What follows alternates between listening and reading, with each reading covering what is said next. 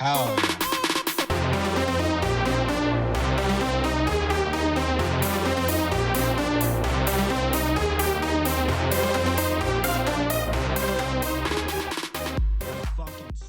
Well, dude, I wanted to holler at you because I went down the bunny hole of ibogaine therapy, and there's little moments in life that seem serendipitous, and I kept hearing about Beyond, the treatment center, Yeah.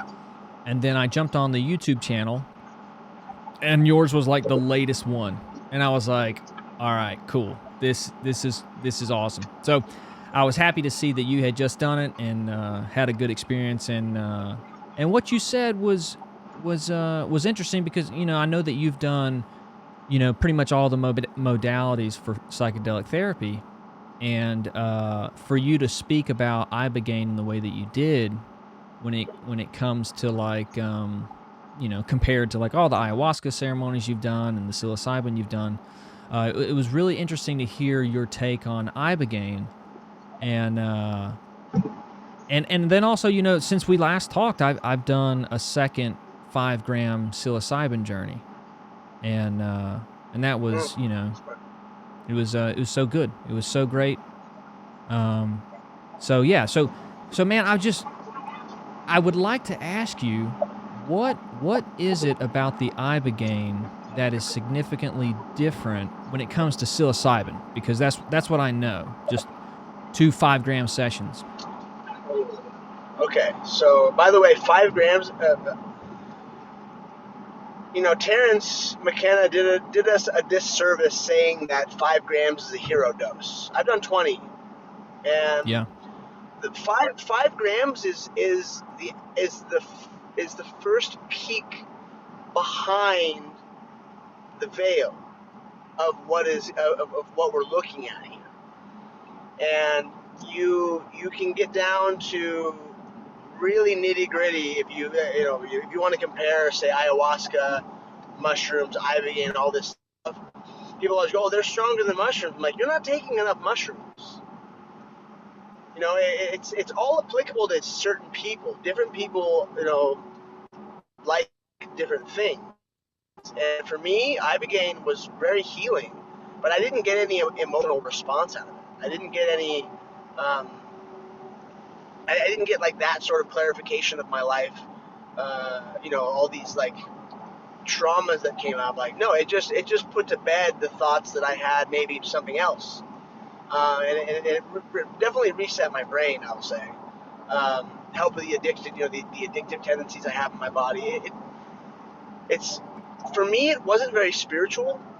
But then again, I was just in the jungle doing ayahuasca a few months before, and I am very spiritually cleansed. I'm very emotionally balanced, so I didn't need to have that experience.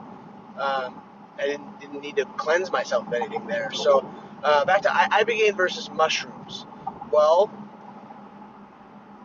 one is playful, mushrooms, and one is dark. One is for me at least, I've had some people who I was with, even in the same room, that had very enlightening, beautiful experiences, women. And my friend who was there, she goes, "Yeah, I looked over into your bed," and we're hospital beds next to each other. And she goes, "You look so happy. You were smiling and everything," because she had this great, beautiful experience. And I was like, haha, nope. I was watching the darkest shit I've ever seen in my life transform before my eyes. And I just laughed it off because I'm not afraid of the dark. I was born in the dark. I'm not afraid of ghosts. I'm not afraid of healing. I'm not afraid of where the psychedelics will take me. I've been at the brink of my own sanity on multiple occasions, pushing things a bit too far, for sure. And maybe psychosis, like wild things. Auditory hallucinations. Like I have pushed the boundaries of psychedelia way too far. And I tell people that because I'm honest. I can't lie. But, you know, Ibogaine has been, it's so transformative.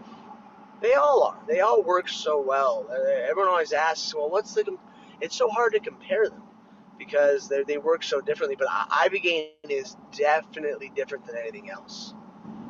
The movie screen sort of thing that happens, the visuals are very different. The music, if you sit in a proper setting with you know, the Wheatie tribal music, it's all very, very different. You know, and I don't ever want to sit with Ibogaine again. I say that. I probably will. It's very uncomfortable. It's not fun at all in any way, shape, or form. Like the body high was, I was not into it at all. Right. Where mushrooms and, you know, whatever, even ayahuasca, like you feel like you want to hug somebody, you know, at least at some points. With Ibogaine, it was just like I feel like I'm coming off heroin, and I haven't done heroin in a long time. So, So what do you mean coming off heroin?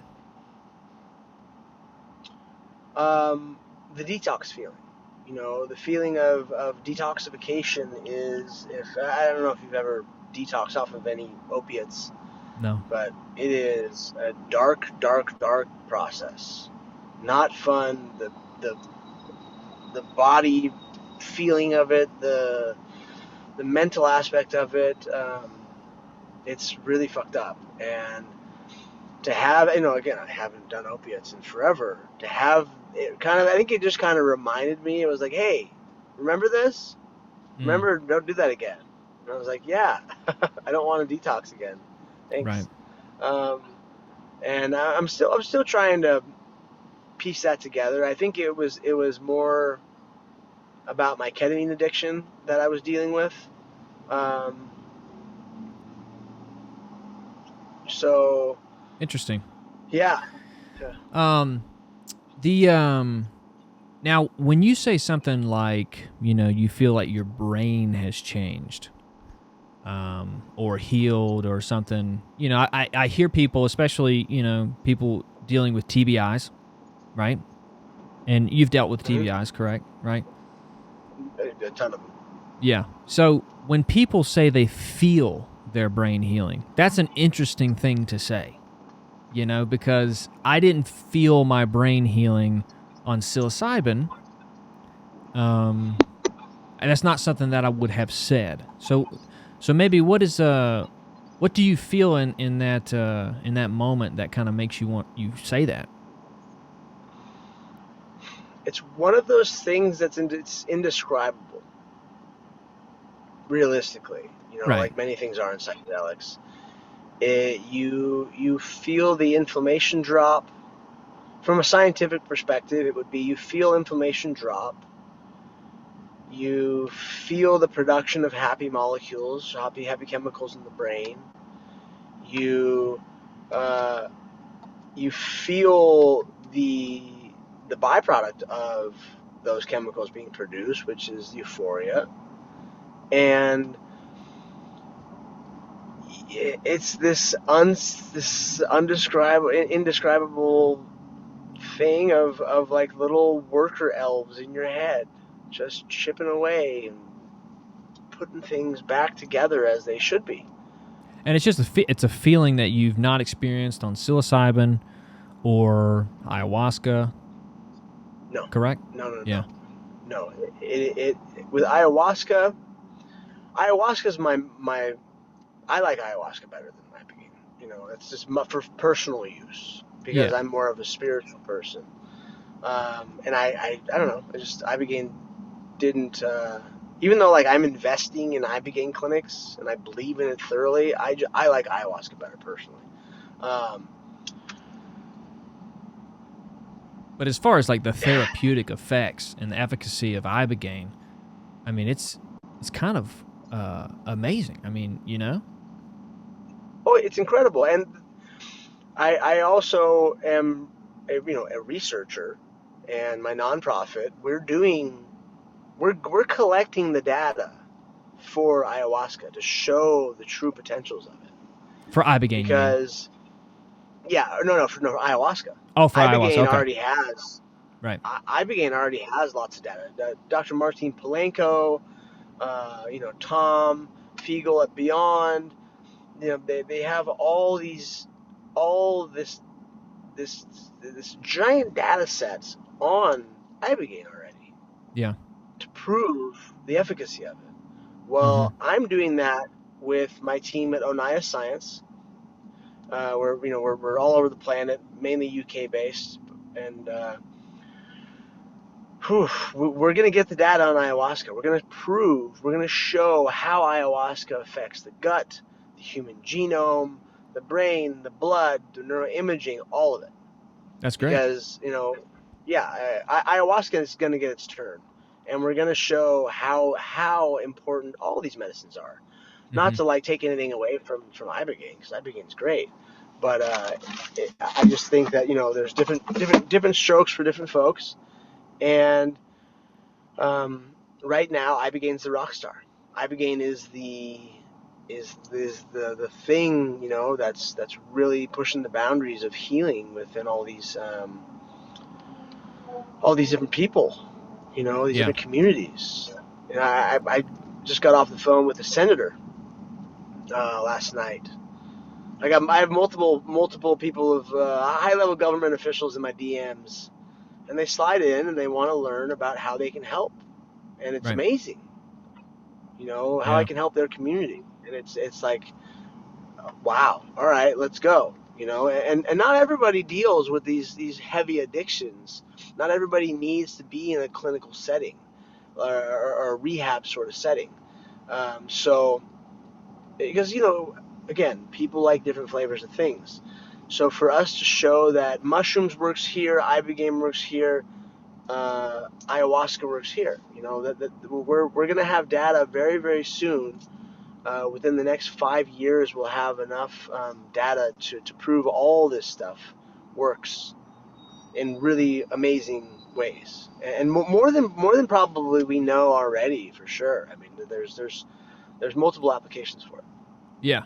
So, what do you think is gonna be like that's a weird way to put it, but a selling point for ayahuasca therapy in the coming future? Because like ibogaine, you're like, the big selling point for that is people coming off of opiates, right? And other things like TBIs and stuff like that. Yeah, white matter in the brain growing. Yes, we are collecting the TBI data, and once we get the TBI data, that'll translate to Alzheimer's and all the neurocognitive stuff. I mean, there's been books written about cancers being taken out of the body with ayahuasca. I think, all these psychedelics have those same sort of properties, but with things like harmaline in ayahuasca, you have other alkaloids that help, purge the body of diseases. So I think the selling point will be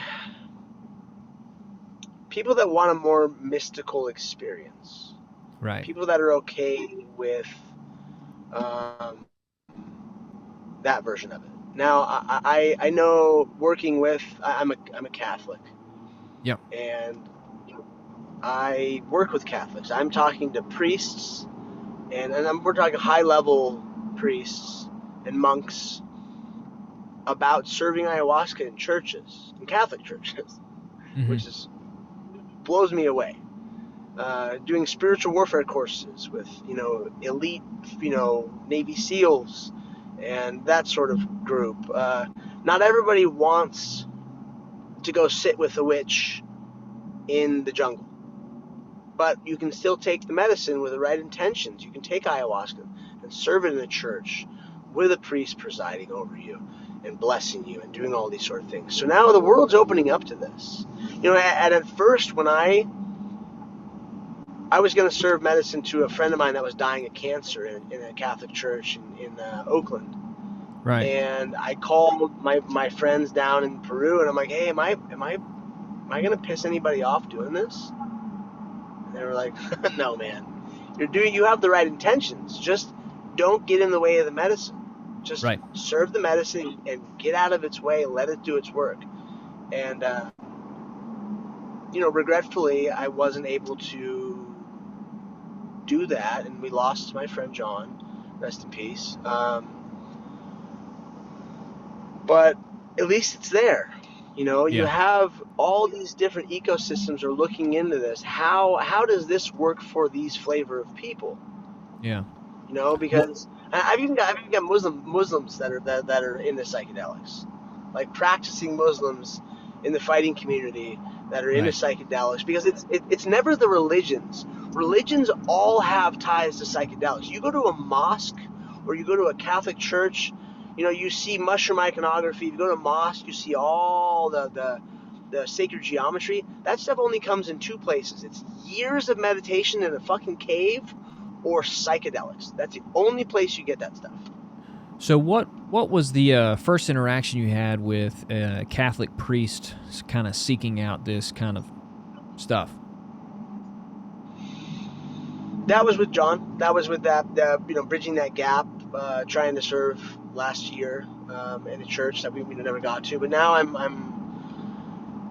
working with some exorcists and priests in Nashville and Chicago. That's talking interesting. About trying to set it up. People don't know, but there's like in Chicago alone, there's like over 100 exorcisms a month they're performing. Okay. There's a battle for good and evil going on in this world that's really intense right now. So have these priests experienced a psychedelic session? I don't think so. Okay. But they just see some type of... Go ahead. Yes. And I think that they're on the cusp. They're on the cusp of it. I know some have not. Most have not, I should say. Yeah. And it's kind of like the unspoken thing. You just kind of like they're tiptoeing their way in, and eventually, I think this will be a thing that's done in the church. I really do. You just saw the Catholic, our Pope, who's kind of a heretic, to be honest. Right. He brought in Pachamama. A statue of Pachamama, which a bunch of Catholics are like, no, how dare he, bring, the people who pray to Mother Earth as God. I'm like, oh, well, hold on. I get why you're saying that's bad in that context. But if we reframe our thinking of this whole process, which we can get into later, we can look at this from a different angle. Right. And I see it as a medicine that is going to be served in churches very soon, if not already. Wow. Okay, that's interesting, because I haven't heard or seen any of this online. Maybe priests talking about it, and that's interesting to me, because like for me, after I did my first 5-gram session with my therapist, I knew that the thing that was going to be the catalyst for the development of me into the next version of myself is a daily prayer practice. And it was so blatantly obvious. I grew up a Christian. I was raised a Christian. Great family. So blessed by God to have the parents and the brother and sister that I had growing up, and I was taught a relationship with God. And after that first session, prayer was just, some things in life are hard to do, even though you should, right? Like, you're Yes. training for a competition. You're like, I know if I run 3 miles every day for the next 2 months, I will be in shape for this tournament. You don't want to do it, Yeah. but you know for a fact it will put you in shape. Anyways, that, prayer has been that for me, where I go in and out of bouts of prayer. But after that session, I was so connected with our Creator, with God, that I was like, this has to be a daily practice. So after my second session, it was an even deeper, like, dude, every day remember this. Every day seek a closer relationship. And so when I hear that Christians are skeptical of psychedelic therapy, I totally understand. I was there. But as one, and as a continuing Christian seeking a deeper relationship with Christ, it made me realize the levels of humility that I still have to reach. Oh, of course. Yeah. I mean, this will put you in that exact place. These medicines. Have you ever heard of Exodus 90? I don't think so. What is that? It's a 90-day program that just started. I think around like day 12 or something, 13, and it's all the Book of Exodus. It's an app where you go through, cold showers, no sugar, no TV, no social media, cutting all these things out of your life to just get closer to God. It's a program I'm a part of, and Nice. I was pushed this way through my mentor. My mentor is a guy named Jason Henderson. He was the E9 chief captain of SEAL Team 6 for 20 Okay. years, and then never lost one SEAL under his leadership, which is wild. Yeah. And Boss Rutan, former heavyweight champion of the UFC, we have a mentorship group that we set up, and Boss Boss is like the face of Exodus 90. And I was raised Catholic. I fought against the Catholic Church in my youth because of some shit that happened in our family. The Catholic Church was very fucked up to us, and I wanted to burn it all down. And I finally got back to it. Like I went to the Vatican and was doing some inappropriate things in the Vatican. We'll just say. My phone went sideways. In other words, I don't want to have a grudge. I don't want you to have a grudge on me or something. You'll take it pretty far. Yeah. I felt like, doing cocaine off a blessed rosary by the Pope in the Vatican was a bad idea, and I was, I'm sure that pissed God off a bit. Did I do that? Yes. Like, that's how fucked up I was. That's how mad I was at God, and I finally came back to him. And since I did that with the leadership that I have, wow, my life has become so much easier. My daily prayer practice, my gratitude, my forgiveness, like these things, my life is so abundant now, so fruitful.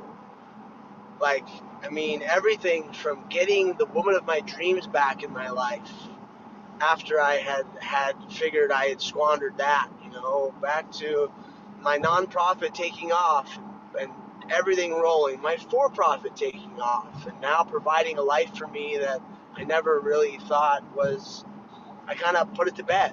Like, all these things have just happened. Now I'm like, cool, okay, what's next, God? What else am I supposed to do? Because I don't ask for things. I asked for one thing recently, and that was my girl. Right. I said, can you please just put somebody in my life like her again? Because she loved me so much. Now at my age, it's all just, hey, take me to dinner and can we have sex? And I'm like, right. Sure. Okay. Sure. I'm not, these aren't bad people. Yeah. They're great women. There's nothing wrong with them. But it's like, I just wanted this certain connection. And can you put somebody in my life like her? Yeah. And a week later, ding, she pops back up, and I was like, oh my God, I'm never letting you go again. I'm literally on my way to see her right now. Like, it's been 19 years that we've been playing this silly game. I've been stalking her and torturing her. So, you know, She doesn't even know you're if you coming fall over in right line, now. yeah. if you fall in line and you get your energy poured in the right direction, you know, where is your energetic output going? Yeah. You can accomplish anything. You know, life becomes a lot easier. Yeah. What was that? What was that moment that allowed you to like let some of that, you know, whatever tension, disagreement, whatever you had towards the church and towards God, kind of, you know, settle and like you come back around? What was that for you?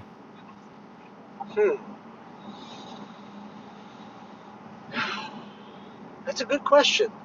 You know, being baptized again by Jason, and by Amanda, you know, our kind of clairvoyant woman we work with who helps us find the voice of God. Um, Maybe that was it.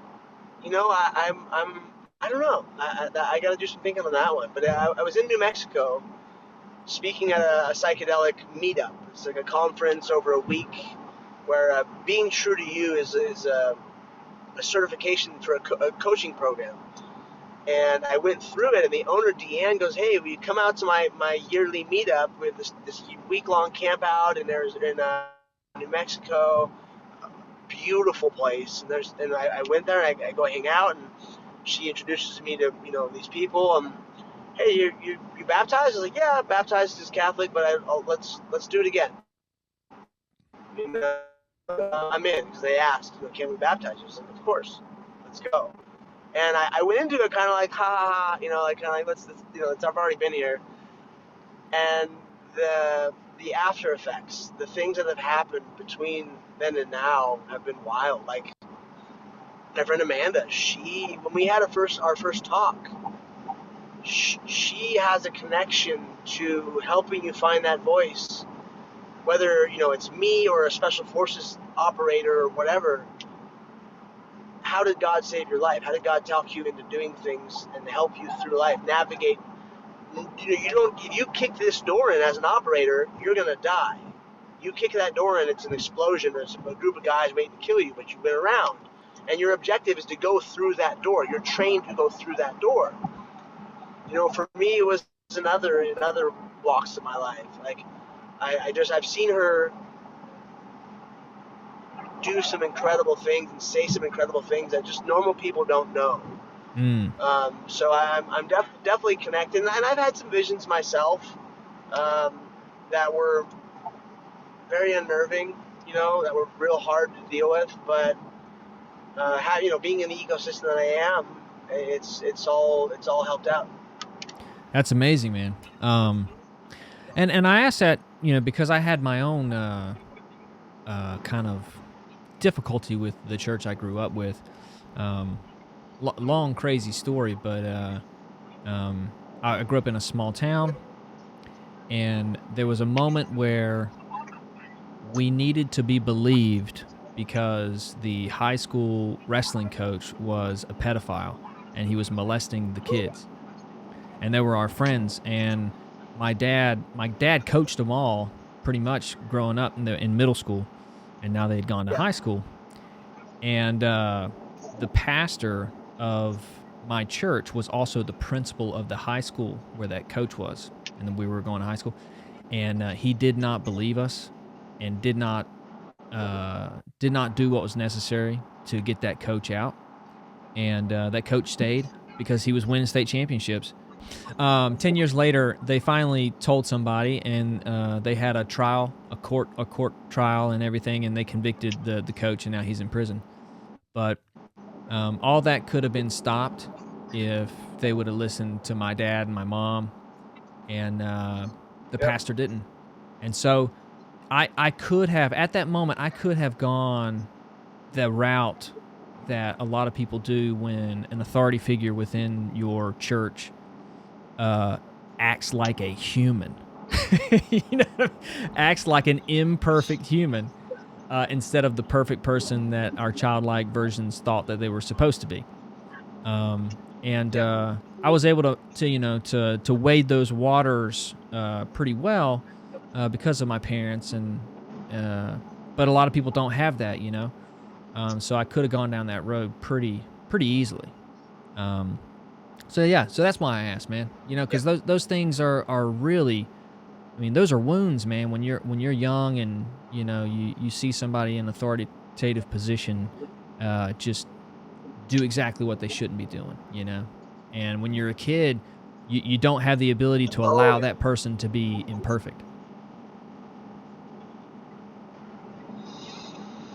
yeah. You know, it's like I said earlier, the Catholic Church did my family very dirty, um, and you know, like it was dark, you know, for a long time, and now it's you have to just realize it's humans being humans. Yeah. People always give, like my father, for instance, gives a lot of shit because he's not religious at all. My mom's the Mexican Catholic. My dad's just a, you know, I don't know what he believes in. He knows there's a God, just doesn't subscribe to any religion. He's always given people shit, or Catholic shit. Oh, I molest kids for good reason, Right. because that Yeah. was, you know, the Catholic Church. We're like the mafia of religions. We actually have mafia ties. We've been Right. indicted on these sort of things. It's pretty Yeah. crazy. Um, It's definitely the but denomination you don't want to mess with. yeah, you know that they'll probably kill you. But like, if you look at, you know, the Jews have the tunnels, and they're you know chopping baby dicks off and put them in their mouth. You Right. know, um, like when they circumcise them, that's what they do. You know that it's the Muslims have T-boys. Yep. That all religions molest kids. The Dalai Lama is apparently a pedophile. Everyone's saying, like, not Right. everyone, I shouldn't say that. A lot of people are calling him out because they had that kid suck on his tongue. Like, Yeah. it's absolute power corrupts all. Yeah. People in power are fucking disgusting, and if it's unchecked, you know, like you have people doing weird stuff. Right. You know, Exactly. that's how it goes. So it takes strong people to make sure that doesn't happen. Yeah. Yeah, and then like, you know, realizing that, you know, you're no different. I'm no different. You know, if I Yeah, was in that situation, I might go down that road. And so if that's a possibility, I have to do what's necessary for it to not happen, you know? And yeah, that's some hard work, you know? That's consistently being vigilant, you know, keeping your guard up, you know, building deeper relationships with what's most important, right? yeah. Exactly. Keeping yourself aligned, having accountability buddies. You know, like who are your friends that are calling you out on shit. Uh, and you know, because no one's that cool. We all need friends to go, hey, bro, no, not happening today. Yeah. Stop it. You're an idiot. Like, you know, or whatever it is. We have to all be held accountable for our actions, and we got to speak up. Yeah, it's You true. know, because when we don't speak up, you know, lives get ruined. Yeah. Well, I wanted to ask you, like, how long's it been since you did Ibogaine? In a couple months, I've been A home. couple months. Okay. How is it post Ibogaine compared to post ayahuasca, maybe post psilocybin? As far as like, you know, lingering effects, different perspectives. Cognitively, I definitely feel an uptick in memory, in those sort of functions. I do. So it's, I mean, it's a powerful medicine. It stays in your body for longer. Um, I feel like a little heavier dose maybe than most medicines. You know, ayahuasca stays in you longer, but ayahuasca also takes a long time to process. You know, the integrated parts of it, it takes like a year to really understand what the fuck you went through. Like, you're like, wow, I don't. Are you all of a sudden a year later you're like, oh, that's what I was supposed to do. I get it now. With Ibogaine, it shows you pretty clear and center, like right away, like this is what you have to change. Wow, that's awesome. That's a very interesting difference there. You know, like how right in front of you it seems to place things instead of creating like the mythological story for you. Yes, and I that could be from my own interpretation, or that I should say that could be. It is from my own interpretation because I've done everything else. You know, Ibogaine was the final boss. I went into Ibogaine thinking that there's no way I'm as weak of a person to let my mommy leaving me affect me so badly over all these years. Gotcha. You know, I thought that made me weak. You know, I was born premature. I wouldn't have survived in the wild. My mother's body was rejecting me as a baby, and then I spent a month in an incubator. I got out. I had the perfect childhood, private schools, and love, so much love, and food, and supplements, and care, and just all the things. Yeah. You know, I come from a very amazing family. Well, then my mom left when I was 13. And, you know, she had to deal with her own shit, speaking of the Catholic Church. And that threw me for a loop. That really fucked me up. And I asked my brother a long time ago, I was like, you know, did someone touch me, like in high school or middle school or whatever, at a Catholic church? Like, do I not remember? He's like, no, not that I know of. Like, it's because mom left. And I was like, there's no way, bro. I'm not that weak. Well, I always use that as an excuse to go further and abuse myself and abuse drugs, and I always like, well, there must be something else. Let's just do another line, or let's sleep with another woman, or let's do this or do that. And now Ibogaine showed me there's no monster under the bed.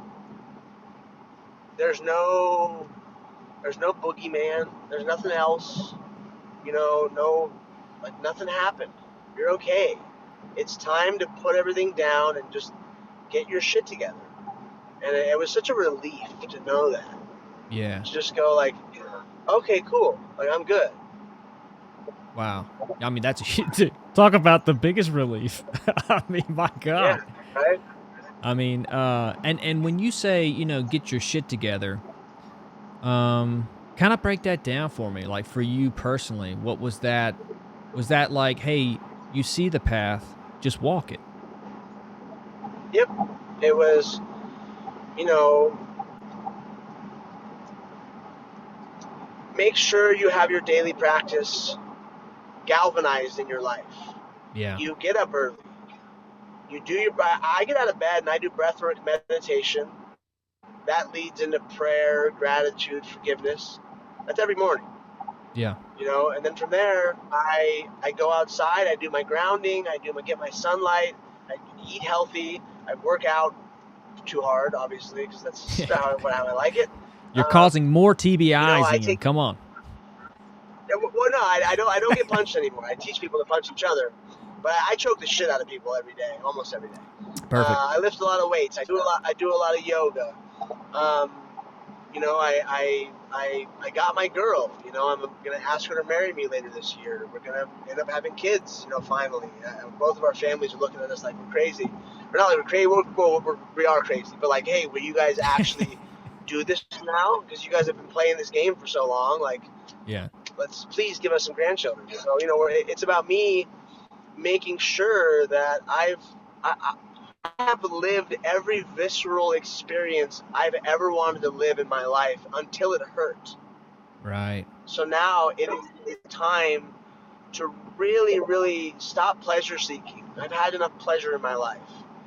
I get pleasure from living through others. My daughter, my loved ones, my students, people I help, whatever it is, my community, my church. Like that's how I've now derived pleasure out of this world. So, yeah, that's it. And then obviously building an ecosystem, keep pushing the ecosystem farther to be able to provide a life for the people that count on me, which starts with my daughter and my girlfriend and my parents, because I'm the head of the family now. Right. You know, and my brothers, and I'm the youngest brother, but I'm the successful one. You like they're both pretty much retired. Um, and I have to really make sure I'm the head of the family. I have to like keep pushing the boundaries of what I do because I have a lot of people counting on me. Not just the clients, but the people that work for me. Yeah. I have to make sure everybody eats. And now that I'm trying to have children eventually, like I'm gonna have mouths to feed, and people to make sure that like when they see me every day, it's not like my daughter. My daughters see me in a gutter. My daughter's seen that side of it, and we're so incredibly close. But when I have more children, she's gonna be like, you guys have no idea what dad put me through. Right. You have no fucking clue. To use her as that map of what I did right, what I did wrong, and obviously I'm still gonna make mistakes as a parent. It's our job as parents to traumatize our children. Like that's how it goes. Like, that's what you do. But to just make sure that I'm doing that in a lesser fashion. I'm able to facilitate healing better for my kids and other things because like my daughter right now is a rock star. She's incredible. But as any human does, she has her inefficiencies. She has her intricacies that aren't good for her, and then we're trying to help her through her life, with some grace. Yeah, absolutely. Well, I mean, one day she will realize that it's an amazing thing to have a father who is seeking to give himself more grace so that he can give it to her more. Yeah. That's one of the things I keep realizing that, oh, that's why I can do that, because I've sought out these things to give it to me first. And you can't give what you don't have, right? So until you realize that, you're like, oh shit, oh damn, that changes everything. But you said something. Something about. I tell parents you got to take care of number one first. Yeah. No, I was just saying. I tell parents who are integrating, you got to take care of number one first. But go ahead. Yeah. No, you were saying something about building, and that really resonates with me. I was at the very end of my second session, and I was in this dark place, but not like oppressive or not like full of fear or anything. It was just it was literally dark. There was no light, and I was alone, but I wasn't scared. But I was like, "There's nothing here," but then I felt this just a little bit of weight on my shoulders. It was just an ever so slightly amount of weight. Like that was all that there was just me and some imaginary weight I was feeling. And in that moment, I was like, damn, what is that? And I was like, and it just kind of came to me. It was like this realization of, oh, this is manhood. This is what I did not ask for, but that I was given.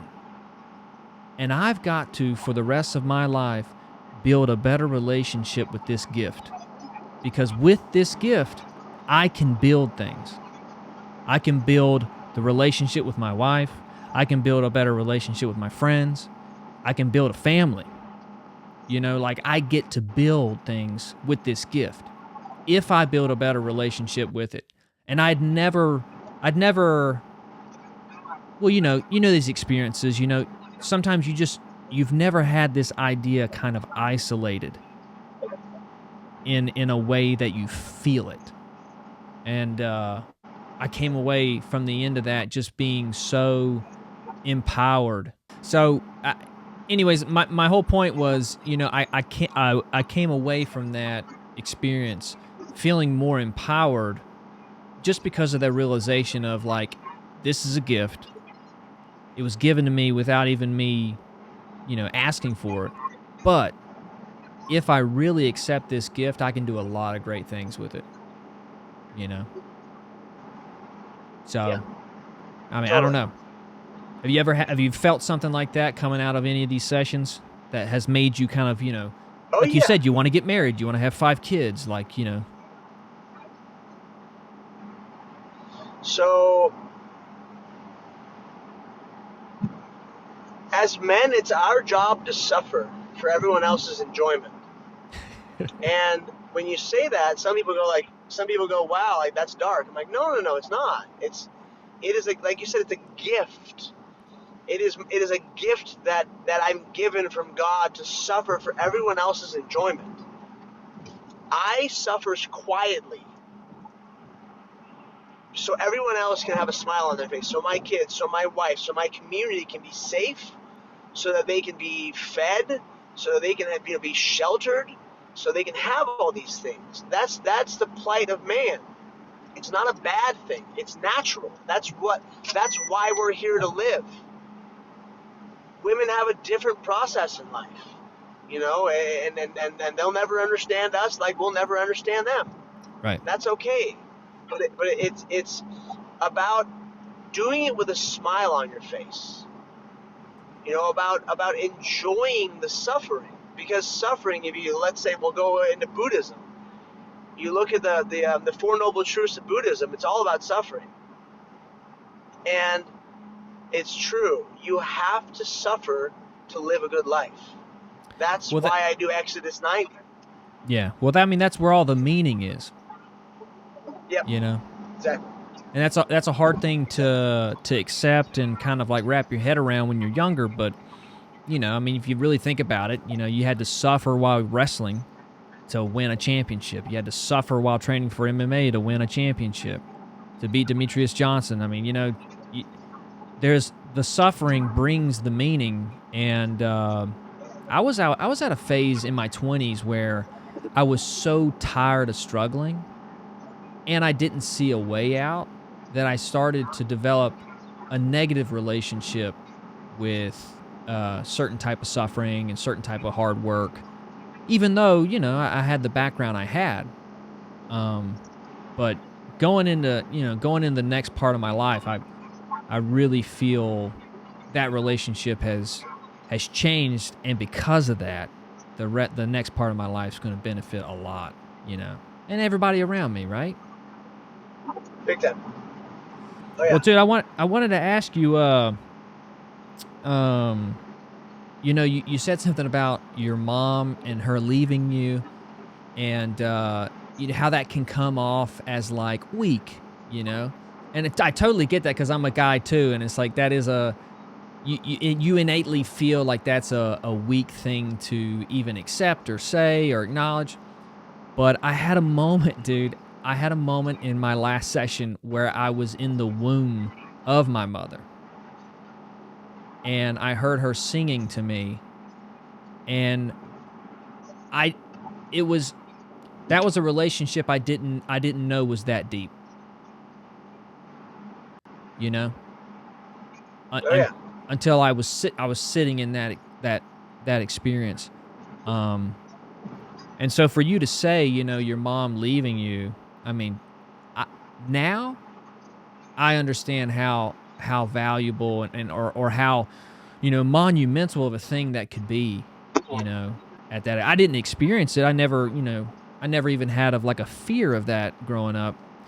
But if it happened, yeah, I could totally see how unaware you could be of how deep the cut is from that. Yeah, totally.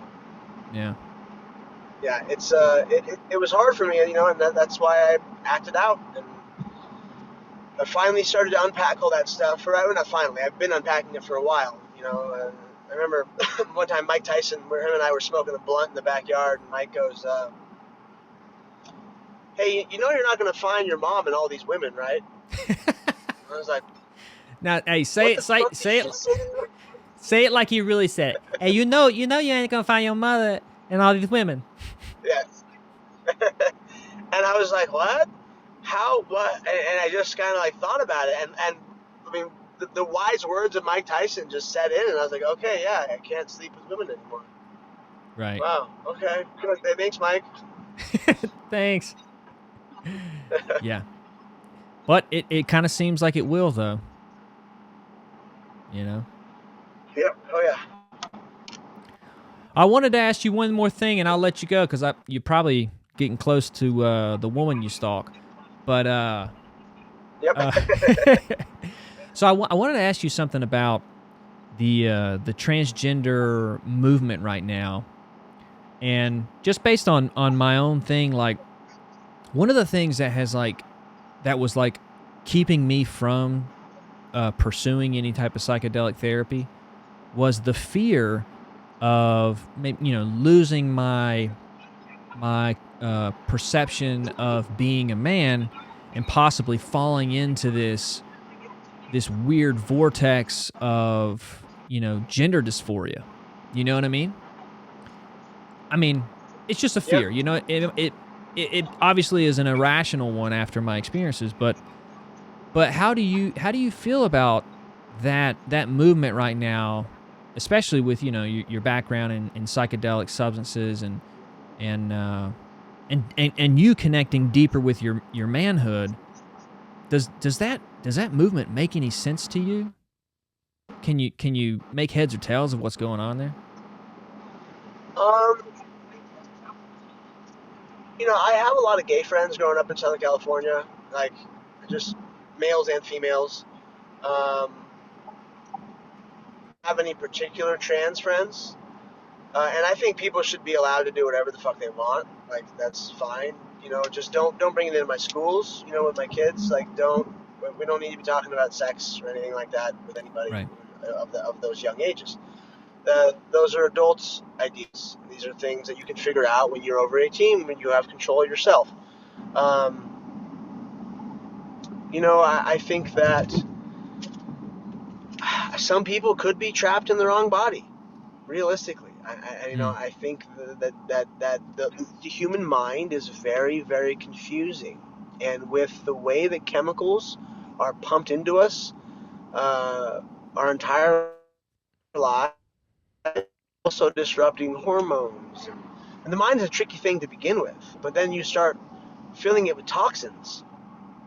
People get confused, and then you have the push of the government, these like ideologies on people. It gets confusing, so I have sympathy for everybody, Yeah. all walks of life. I mean, like, I was sitting with some special forces guys one time before we were on HBO doing a mushroom ceremony, and we all looked at each other and like, you ever question your sexuality on psychedelics? Of course. It makes you question everything. Right. But the gender stuff has never touched me because I'm a man. Like I know that. I've never thought about being a woman, but I don't know. I think that psychedelics could help a lot of people figure out maybe they do want to go deeper into that life. Go for it. Knock your socks off. Like go do whatever you want. Some people maybe it'll help them pull back. I just think that I think a lot of that was done with ill intentions. And I'm not going to be like a Bryce Mitchell and blame the Jews and all this like crazy shit. But where there's smoke, there's fire. So you have to look at kind of who's trying to manipulate the masses here, or what organization or what group of people or whatever it is. And I'm not pointing the finger at anybody because I think it's outside of the boundaries of what we even understand at this point. I just think that there's more to that. It's darker and deeper than we think. Yeah. Have you experienced any people, any trans people within the psychedelic therapy realm with you that have been able to talk about their experiences? I haven't, to be honest, and I'd Me like either. to. Either. I'd like to sit down, and there's a lot of like, I've seen like gay sex magic at conferences and queer theory and psychedelics and all that sort of stuff, and I'm like, okay, like, cool. I don't know. I just haven't. I'm not part of the group. Like even Right. my gay friends are conservatives. Yeah, Like yeah. they're Republicans, they're conservatives. They just like when they see all that shit, they just go, dude, don't deal with it. Just don't stop, Right. please. Like don't put me in that same category because that shit's all just over. It's too much. Yeah. So yeah, I'm not saying I avoid it, but I still haven't had the chance to sit down with someone in the transgender space in the psychedelic world, like so. Right. I'm sure eventually it'll happen, and I'll get some insight. But yeah, I don't have much to talk about it really, Yeah. to be honest. Well, one more thing, I'll let you go. But I wanted to ask you if when you did the Ibogaine, did you do the DMT 2 days later? No, Okay. I have two toads in my house. Oh. Okay. I Lloyd and Harry, my daughter's pets, and I didn't feel called to do it then, Yeah. but I came home, and a month or so later, I was filming a TV show. We have a fight show, like an Anthony Bourdain style travel show for fighting Yeah. with Mark the Shark Irwin, one of Yeah. my best friend, who I'm coaching him in his next his fights. We won a world title last year as a team, and we went to Cain Velasquez's house. And Cain Velasquez has a 380-acre winery up in Northern California, and he serves 5-MeO. So he looks at me after Wow. training and goes, "You guys want to talk? You guys want to talk to God today?" I was like, "You know what? Not really.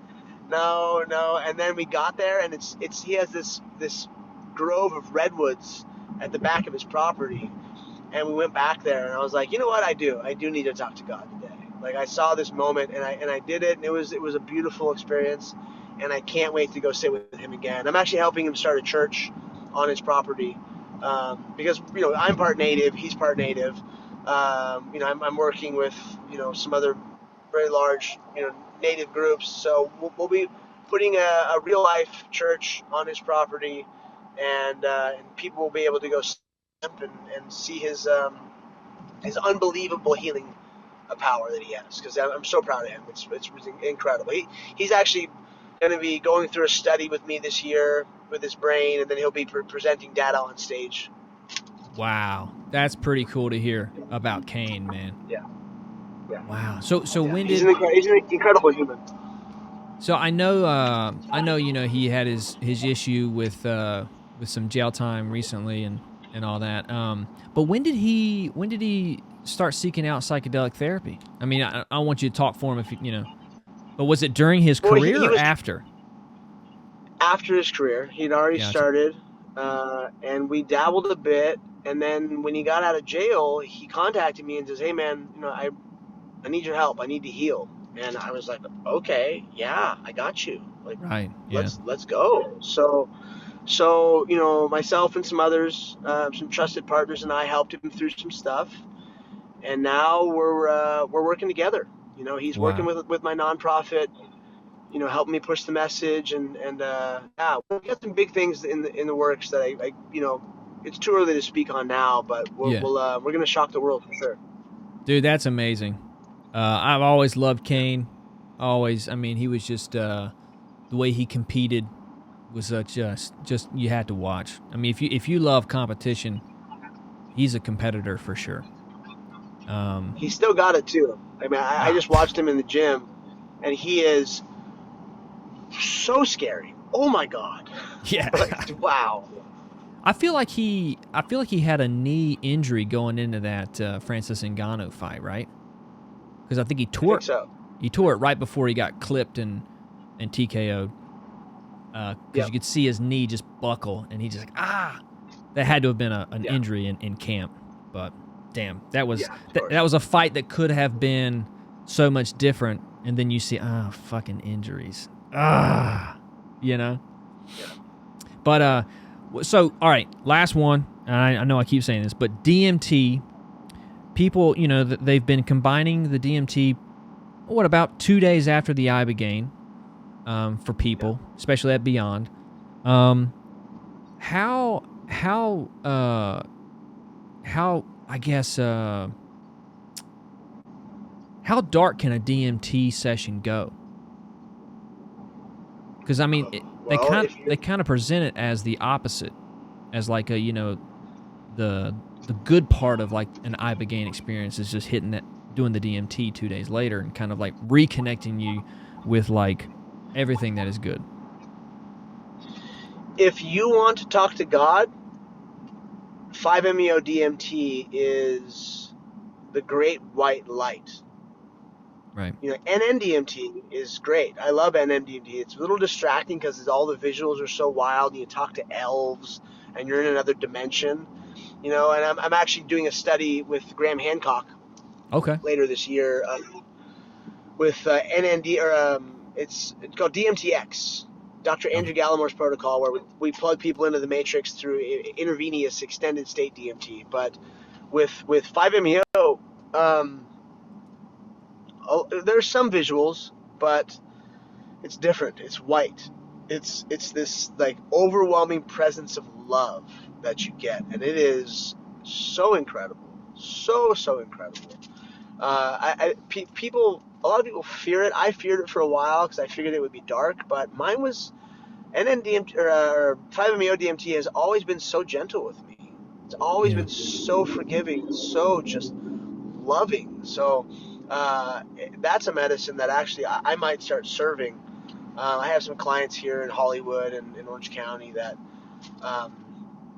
you know, they keep asking for it, and they'll give me a mushroom ceremony. I'm like, no, babysit you for 6 hours? I'm like, I don't have time for that. It's too expensive for you. I don't want to charge you. Like I have stuff to do.